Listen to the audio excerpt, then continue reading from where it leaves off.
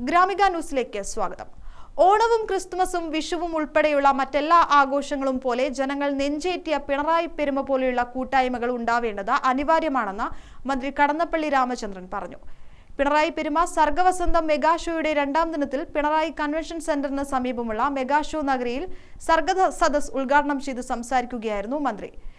റെഡ്കോ chairman M Surendran അധ്യക്ഷനായി.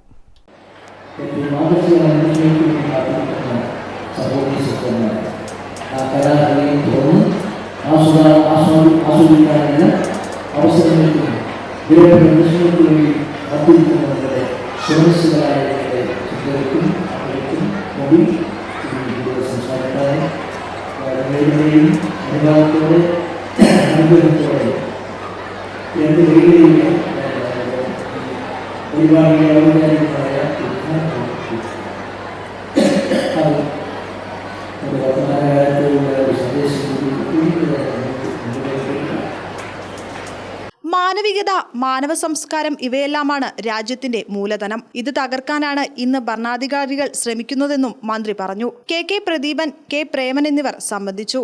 സച്ചിൻ വാര്യർ, ആര്യദയാൽ സംഘം അവതരിപ്പിച്ച മ്യൂസിക് ബാൻഡും അരങ്ങേറി.